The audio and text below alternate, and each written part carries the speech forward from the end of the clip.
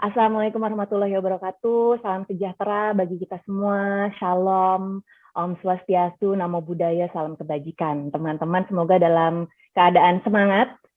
Salam kenal tadi udah diperkenalkan, saya Kristi, saat ini di Unilever Indonesia bertanggung jawab atas komunikasi perusahaan mengenai corporate, brand, sustainability commitment, issue management untuk stakeholder kita both di eksternal dan internal.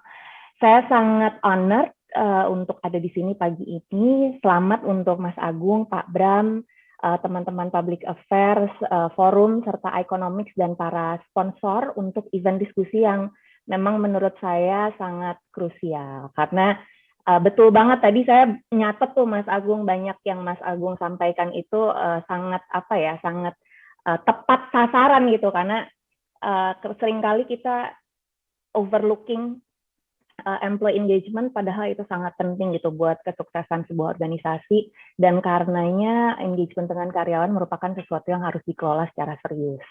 Saya juga sangat terhormat satu panggung dengan para senior saya yang hebat-hebat, jadi pertama nih yang membuka sesi-sesi yang insya Allah bermanfaat buat semua. Kita langsung aja ke slide berikut, kalau boleh, biar clear. Kita akan langsung mulai dengan tantangan-tantangannya apa aja sih yang berhubungan dengan employee engagement di masa pandemi ini terutama ya. Sebenarnya teman-teman mungkin juga tahu bahwa kalau kita mau list down semua tantangannya, sehalaman nggak akan cukup. Ya, panjang banget pasti listnya. Tapi saya coba di sini saya grupkan gitu ya menjadi 4 jenis tantangan. Yang pertama adalah keterbatasan pertemuan tatap muka.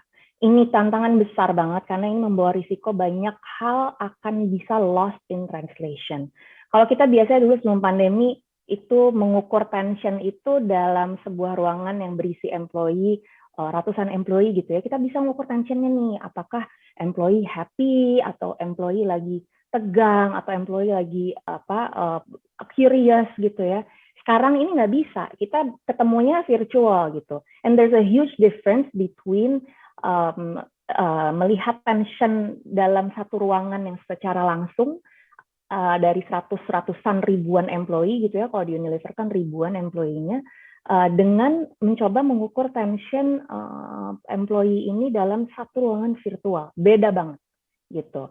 Nah, yang kedua permasalahannya adalah rapid information flow. Ini adalah simpang siur informasi yang meresahkan dan membingungkan karyawan gitu. Nah, kita melihat dalam masa pandemi ini justru karena bingung, akhirnya karyawan banyak kembali bertanya pada perusahaan gitu, jadinya meminta direction, meminta verified information dan lain-lain.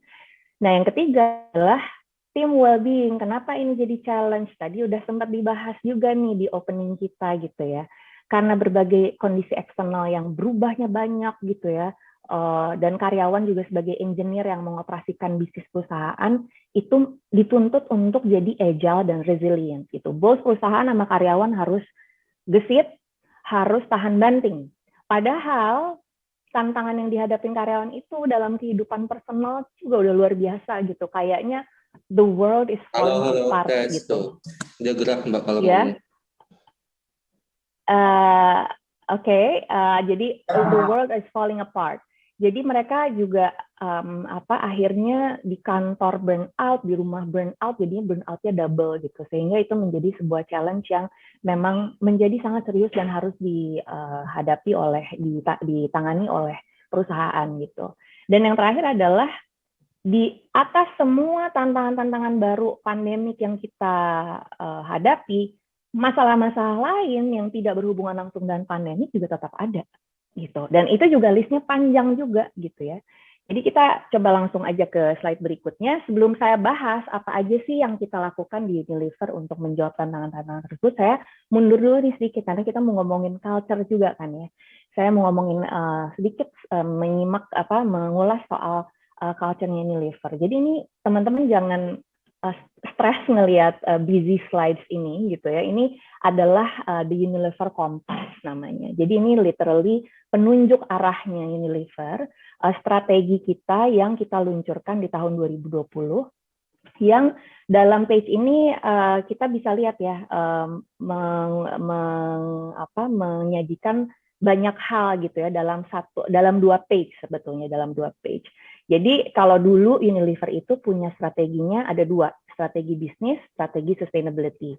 Nah sekarang itu strateginya karena kita sudah belajar, melewati pembelajaran, kita melewati pengalaman, kita menyadari bahwa bisnis dan sustainability tidak bisa berjalan secara terpisah, harus bersama-sama gitu. One cannot go without the other gitu. Jadi kita luncurkanlah Kompas Strategi yang menjadi kesatuan bisnis dan sustainability strategi yang mengingatkan first and foremost di atas nih, ini tadi sangat berhubungan dengan yang Mas Agung juga sampaikan, adalah bahwa urutan yang besar di sebelah kanan itu jantung dari way of work-nya Unilever adalah purpose gitu. Purpose untuk menjadikan kehidupan yang sustainable, yang berkelanjutan, yang lestari itu menjadi sesuatu yang lumrah gitu. Kalau sekarang kan ini masih menjadi sesuatu yang aduh susah gitu, harus diusahakan, harus dipromosikan. Kita visinya nanti di depan ini akan menjadi sesuatu yang lumrah gitu. Nah, di Kompas Strategi ini juga kita menyajikan visi, prioritas strategik, stakeholders-nya ada, multi stakeholder, growth fundamental, yaitu cara kita mengukur dan mencapai growth. Juga kalau kita boleh ke slide berikutnya. Nah, ini adalah slide berikutnya boleh ya? Nah, ini adalah pilar-pilar dan target sustainability kita gitu. Tidak lupa di paling bawah tuh adalah fundamental kami dalam membangun bisnis yang bertanggung jawab. Ada human rights, business integrity, dan lain-lain gitu. Nah, kita ke next slide. Kalau kita zoom in tadi di halaman pertama, strategic choices, strategic action-nya Unilever itu ada 5. Dan yang nomor 5, ini yang saya taruh paling gede nih kotaknya, itu adalah untuk membangun organisasi yang purpose-led dan future fit. Jadi harus memiliki tujuan yang kalau bahasa zaman now-nya berfaedah gitu ya. Dan harus juga sanggup bersaing di masa depan gitu. Dengan growth culture. Artinya apa? Jadi kita ingin membangun transformasi digital yang mendorong ketangkasan serta kapasitas-kapasitas yang baru.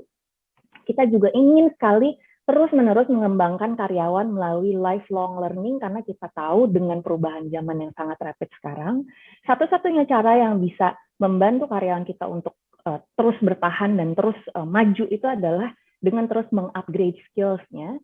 Dan yang terakhir adalah terdepan dalam mewujudkan budaya yang mengembrace keberagaman, inklusi, dan values-based leadership. Values-based leadership apa? Kita berarti harus ngomongin soal values-nya Unilever dulu nih. Kalau boleh ke next slide. Nah, ini adalah values-nya Unilever ya. Di slide berikutnya boleh? Nah, jadi di sini kita punya integrity, responsibility, respect, dan pioneering. Jadi memang kita seperti di semua organisasi lain ya gitu, kalau dalam day to day ada guidance-nya gitu, how do we operate, ya ini nilai-nilainya yang harus menjadi anchor gitu, yang harus menolong kita governing everything that we do gitu. Nah, kita ke slide berikutnya sekarang, langsung menjawab tantangan nih tadi kan, tantangannya banyak, ada 4 tapi banyak anak-anaknya gitu ya. Saya mulai dengan key communication principle karena ini saya melihat dari sisi communication ya, dalam kita menjawab tantangannya gitu. Tentunya dalam eksekusinya menjawab tantangan-tantangan tersebut kita banyak sekali bekerja sama dengan partner-partner di dalam perusahaan, yang pasti rekan-rekan dari HR gitu ya, juga rekan-rekan dari external affairs gitu, rekan-rekan dari brand, banyak kerjasamanya gitu. Tapi kalau kita melihat dari dari sisi communication gitu, key principles-nya yang kita perlu perhatikan banget, yang pertama adalah agility gitu ya. Jadi memang agility ini menjadi penting karena saat ini kan kita melihat banyak masalah gitu ya. Waktu pandemi mulai itu kita melihat banyak masalah, kita melihat banyak hal yang berubah dan perubahannya sangat masif gitu, sangat besar gitu. Tapi kita sering lupa bahwa dengan masalah dan perubahan itu gitu, yang kesempatan itu juga datang bersama-sama satu paket gitu. Jadi kita harus secara conscious sebagai praktisi communication memilih untuk melihat kesempatannya, opportunities-nya instead of kita terpaku pada masalah dan jadi takut, jadi khawatir dan lain-lain. Yang kedua adalah innovation gitu. Innovation saya paham bahwa kadang-kadang kalau kita ngomongin innovation seringkali malah bukan kadang-kadang seringkali kita langsung mengaitkannya dengan teknologi, which is betul gitu ya. Salah satunya teknologi, menggunakan teknologi dengan sebaik-baiknya. Misalnya kita menggunakan berbagai macam tools kayak hari ini kita menggunakan Zoom, kita nanti menggunakan Slido, menggunakan Pigeonhole. Betul, teknologi kita harus gunakan, tapi juga berinovasi dalam hal berpikir gitu ya, dalam hal membuat hasil-hasil cara-cara platform dan menemukan platform-platform yang sekreatif mungkin sesuai dengan apa yang employee kita mau gitu, yang employee kita butuhkan gitu ya. Karena setiap employee di setiap organisasi itu kan berbeda-beda. There's no one size fits all. Tergantung culture-nya, tergantung challenge bisnisnya, tergantung nature dari industrinya gitu ya. Jadi kita harus benar-benar memahami ini sebenarnya what works sih, what didn't work gitu, and it's okay gitu. Kalau employee kan suka memberikan feedback, kita harus dengerin dan kita harus take action accordingly gitu deh. Dan yang ketiga adalah continuity gitu. Karena kita banyak sekali yang berubah, cepat pace-nya. Seringkali hal-hal yang kita lakukan itu sifatnya ad hoc gitu, kayak oke, kita harus bikin dalam berapa hari, cepat-cepat dalam waktu 1 hari kadang-kadang gitu ya. Tapi dari sisi communication kita harus memastikan juga bahwa semua yang kita sampaikan itu ada benang merahnya gitu, ada red thread-nya gitu. Itulah kenapa penting banget kita untuk selalu balik lagi ke value tadi gitu ya. Value-nya perusahaan ini apa, culture-nya perusahaan ini apa, dan kita build in itu semua konsistensinya ke dalam program-program kita. Nah, kita langsung nih sekarang ke slide berikut untuk tantangan yang pertama tadi, menjawab FaceTime yang limited gitu ya. Kita tadi Mas Bram bilang komunikasi itu tetap aja kalau tidak ada human touch-nya susah gitu. Jadi kita benar itu tadi, kita harus agile dan kita harus berkreasi, harus inovatif gitu dalam hal ini. Nah, kalau di Unilever yang kita lakukan adalah kita memastikan untuk menghindari banyak hal yang lost in translation, kita memastikan regular town hall di semua level. Jadi di global, ya, di nasional, dan di setiap function itu harus berjalan gitu ya. Sometimes with interesting and relevant external guests juga bisa gitu ya, untuk memberikan insight-insight yang fresh gitu dari luar gitu ya. Nah, yang kedua adalah kita di sini juga dalam hal town hall ini, selain kita mengadakan town hall-nya, ini juga kita pastikan tidak menjadi diskusi satu arah. Jadi kita ingin ini menjadi tetap komunikasinya terjadi dua arah, sehingga kita mengundang karyawan untuk menggunakan Slido dan Pigeonhole untuk bertanya, dan kita mengizinkan mereka untuk bertanya secara anonimus, walaupun itu ada risikonya ya, gitu. Risikonya kadang-kadang orang kalau anonimus jadi tidak ada accountability-nya gitu. Namun kita ingatkan gitu bahwa oke, ingat ya value kita. Kita harus saling respect, kita harus punya integrity, kita harus bertanggung jawab juga sama apa yang kita sampaikan. Tapi boleh disampaikan masukannya, unek-uneknya, pertanyaannya, postingnya silakan disampaikan secara anonimus. Tapi kita juga membuat si Pigeonhole atau Slido ini bisa di-reply tuh semua komen, sehingga nanti leaders juga bisa membantu mereply, meluruskan misinformation, meluruskan hal-hal yang mungkin tadinya karena rumor jadi salah paham gitu ya, dilurusin.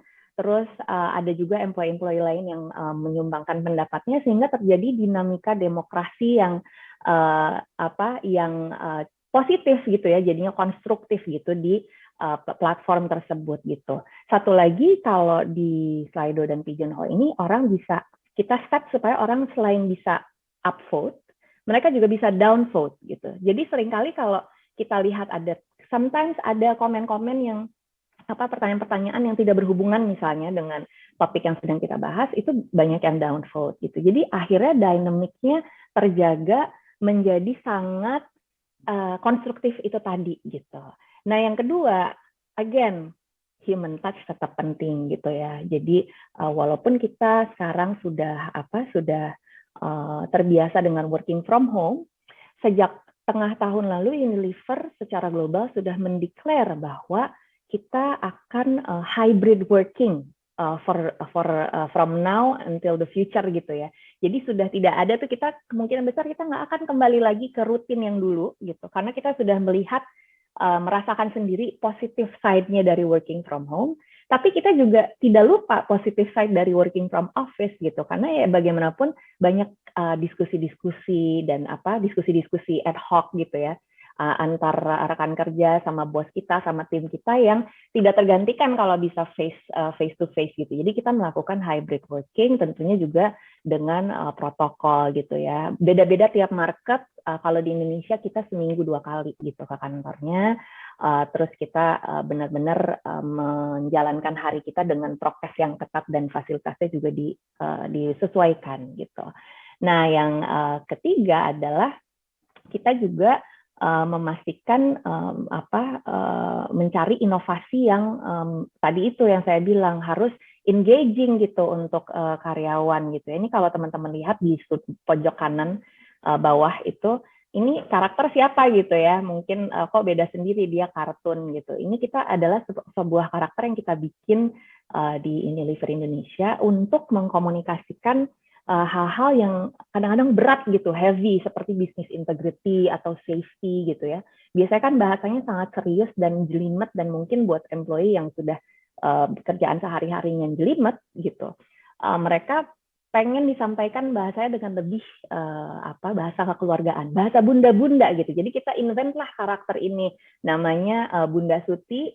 Bunda Suti itu kita sering keluarin tuh komik-komiknya Bunda Suti gitu ya, untuk membicarakan berbagai macam subjek yang kita perlu sampaikan pada karyawan, tapi dengan bahasa sehari-hari. Itu salah satu contoh kita bisa berinovasi dalam hal berkomunikasi dengan karyawan. Nah, ke next slide kalau boleh. Oke, jadi ini soal rapid information flow gitu ya. Ini banyak banget yang bingung. Aduh, benar nggak sih kalau dulu kalau waktu awal-awal gitu ya, apakah betul bahwa virus ini begini, virus itu begitu gitu ya. Kemudian waktu muncul lagi rumor soal vaksin, timbul pertanyaan lagi gitu ya. Pertanyaannya kadang-kadang aneh-aneh karena mereka baca dari WhatsApp, mereka baca dari dapat dari teman-temannya dan lain-lain gitu. Sehingga kita akhirnya memutuskan dari awal itu kita sudah establish formal channels untuk verified dan timely information. Ini banyak, jadi ada beberapa, ada email, newsletter, kita juga punya company WhatsApp, ada hotline juga yang kita gunakan untuk melaporkan dugaan harassment atau permasalahan on the ground gitu. Dan ini kita build untuk bisa digunakan berbagai macam dipergunakan oleh berbagai macam task force pandemik yang Unilever Indonesia bentuk gitu ya. Jadi kita memang ada beberapa task force pandemik special gitu yang kita bentuk. Yang pertama adalah Incident Management Team, ini isinya dokter perusahaan, HR, communication, government relation, yang tanggung jawab utamanya adalah memonitor kondisi employee dan keluarganya satu perusahaan gitu ya, seperti apa, berapa yang terjangkit, berapa yang sudah recover, butuh apa aja secara medis, obat-obatan dan lain-lain. Terus kemudian ada people squad juga, ini selain incident management team ada people squad yang tujuannya adalah untuk memastikan bahwa employee kita dan keluarganya terpenuhi kebutuhan-kebutuhan lainnya selain kebutuhan medis gitu.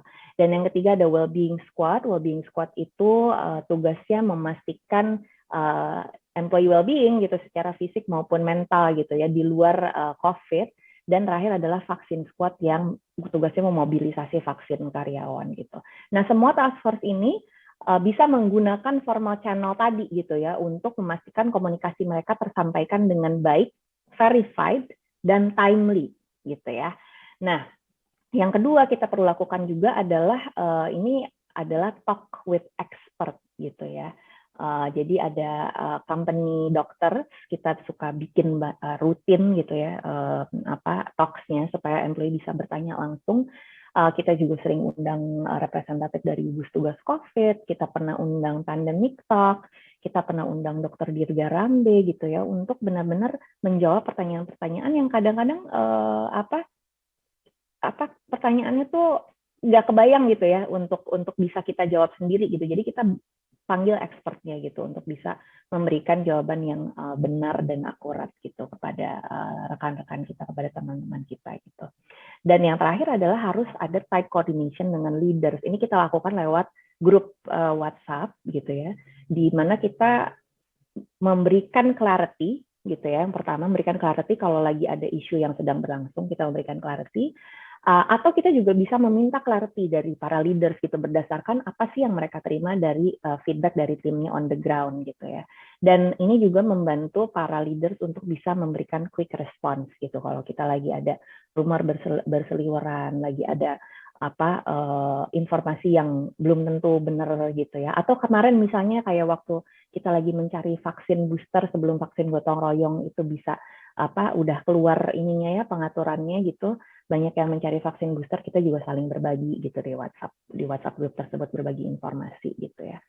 Nah itu gitu, jadi itu yang kita lakukan untuk memastikan information flow yang membingungkan itu tidak tidak membuat salah misinform gitu buat employee kita.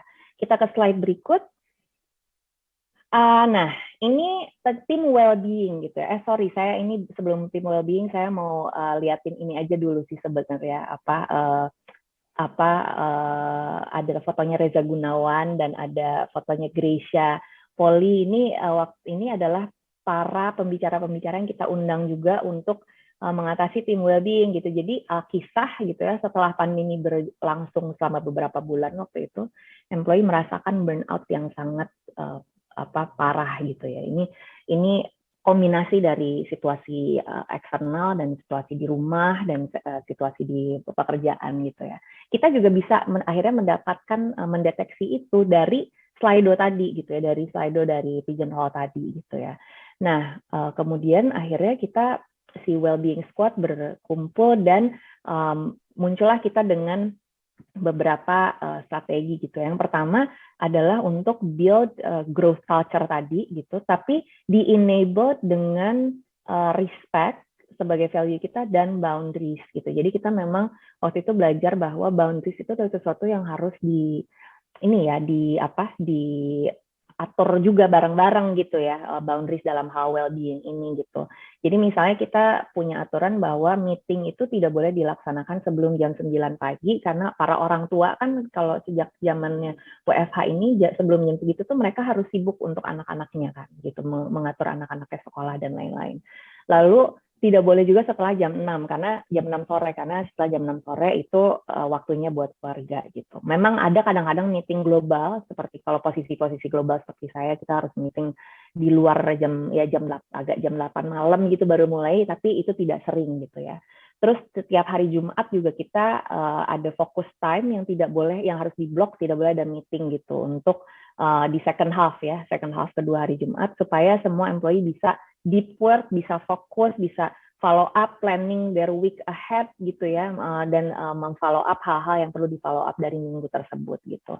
Nah boundaries ini hanya dua dari beberapa ya gitu. Misalnya kalau teman-teman pernah menerima email dari saya atau rekan-rekan Unilever Indonesia yang lain, mungkin teman-teman lihat gitu di bawah di tanda tangannya itu kita bilang bahwa we work flexibly at Unilever gitu. Jadi we are sending this email now to you because it suits me, but you don't have to reply outside your working hours. Itu menunjukkan bahwa kita menghormati juga employee yang lain kerjanya jam berapa gitu. Jadi kalau misalnya saya mengirim email jam 11 malam, nggak berarti saya minta orangnya untuk membalas jam 11 malam juga gitu. Saya sangat respectful. Ini saya kirim karena saya lagi inget aja gitu misalnya. Nah, boundaries ini dikomunikasikan oleh presiden director kita sendiri gitu ya, Bu Ira herself. Jadi ini menunjukkan bahwa perusahaan serius gitu dan serius untuk mengatasi memastikan tim well-being, dan perusahaan juga sangat menghormati boundaries yang kita punya gitu antara employee kita. Lalu yang berikutnya adalah memastikan bahwa employee kita masih di slide sebelumnya, memastikan equipping our employee dengan well-being tools yang penting gitu ya. Jadi misalnya kita punya Employee Assistance Program yang bisa diakses oleh employee selama 24 jam sehari, 7 hari dalam seminggu. Isinya ada psikolog, ada financial advisor yang bisa membantu employee mengatasi permasalahan-permasalahannya. Lalu waktu kita melihat employee juga membutuhkan motivasi, membutuhkan well-being tools gitu ya, kita mengundang Reza Gunawan misalnya untuk bikin workshop bagaimana sih caranya supaya kita bisa dalam keseharian itu mereduce stress dan bisa tetap mindful gitu. Kita juga mengundang Gracia Poli dan ke slide berikut mungkin. Gracia itu waktu itu bicara mengenai motivasi ya, dia sharing tentang pengalaman dia, bagaimana dia waktu itu jatuh bangunnya sampai sehingga akhirnya Gracia bisa menjadi juara gitu di Olimpiade. Marisa Anita pernah datang untuk membahas soal mindful living gitu. Dr. Dirga Rambe pernah datang untuk membahas soal vaksin. Dan ini Guy Winch yang paling kanan ini adalah psikolog yang spesifik bicara waktu itu mengenai cara mengatasi stres dan burnout di tempat kerja gitu. Nah, ke slide berikut, ini yang kedua terakhir, ini adalah tentang non-pandemic related issues gitu ya. Jadi kita melihat challenge yang dialami employee kita itu banyak banget gitu ya. Tapi yang paling utama kita harus bantu itu adalah gimana nih caranya lagi banyak yang berubah, ke depan kita agak jarak pandang nggak terlalu jauh gitu ya, kita nggak bisa prediksi di future ada apa, kita harus pastiin employee kita tuh punya keterampilan yang cukup gitu ya, sehingga muncullah sebuah ide gitu, strategi untuk lifelong learning buat employee kita gitu. Jadi banyak training-training yang kita sediakan untuk employee kita sesuai dengan kebutuhan dan ekspertisnya masing-masing gitu. Tapi kita juga memberikan akses full buat para employee kita untuk bisa belajar di LinkedIn Learning. Ini kan LinkedIn Learning itu penuh dengan training-training online ribuan gitu ya, yang bagus-bagus semua dan berbayar gitu. Kita berikan akses untuk employee kita untuk bisa melakukan training-training sendiri melalui LinkedIn Learning. Ada juga mentoring program, biasanya kita lakukan antar market gitu ya. Jadi misalnya anak menti saya tuh adanya di US sama di Afrika gitu ya. Terus nanti ada juga anak buah saya di sini di Indonesia, menteesnya ada yang dari Taiwan, ada yang dari Prancis gitu. Jadi kita selain belajar skill, kita juga belajar tentang mempraktekkan skill-skill tersebut di geografi-geografi yang berbeda. Lalu ada flex program. Flex programs itu apa? Flex programs itu adalah untuk memberikan kesempatan bagi employee-employee kita untuk belajar function-function lain. Jadi misalnya saya di communication, saya tiba-tiba ingin sekali deh belajar tentang supply chain gitu ya misalnya gitu, tentang supply chain gitu. Itu nanti saya tinggal datang ke portalnya Flex Unilever untuk lihat apakah ada posisi-posisi yang tersedia di situ. Biasanya kalau Flex program itu kita cuma diminta 20% of our time gitu untuk bisa kayak magang lah gitu ya di function-function lain, sehingga kita bisa belajar gitu. Kita bisa belajar, selain belajar itu bisa memperkaya kemampuan kita dalam tugas kita yang utama, itu juga bisa membukakan mata kita, oh ternyata aku suka nih supply chain gitu, atau aku ternyata suka juga nih belajar tentang marketing gitu, dan ingin belajar lebih banyak lagi sehingga bisa berkembang gitu ya skill-skillnya kita gitu. Dan yang terakhir adalah Unilever Business Academy ini. Jadi tahun lalu pandemik membuat kita menyadari itu ya, kebutuhan skill yang yang dibutuhkan sekali untuk employee, sehingga kita membuat Unilever Business Academy. Unilever Business Academy ini adalah sebuah program yang kita bikin bersama-sama dengan University of Melbourne, di mana semua modulnya gitu ya, semua programnya itu digodok sesuai dengan tantangan-tantangan terkini, khusus untuk tim marketing dan sales kita, sehingga semua terupgrade gitu ya ininya, kemampuannya. Gitu. Jadi saya akan menutup dengan slide terakhir kita ini adalah sebuah quote dari penulis favorit saya mengenai leadership dan organization, Adam Grant. yang bilang bahwa talented people are attracted to those who care about them gitu. Jadi what I'm trying to say, strategi kita, taktik kita itu penting, tapi semua itu harus berasal dari genuine care gitu. Genuine care from the company, genuine care from the leaders kepada para employee kita. Karena kalau kita beneran care, ini juga tadi sebetulnya di mention oleh Mas Agung gitu ya. Kalau kita betulan care, kita bukan dibuat-buat gitu. Ini orang-orang bertalenta itu akan tetap bersama kita gitu.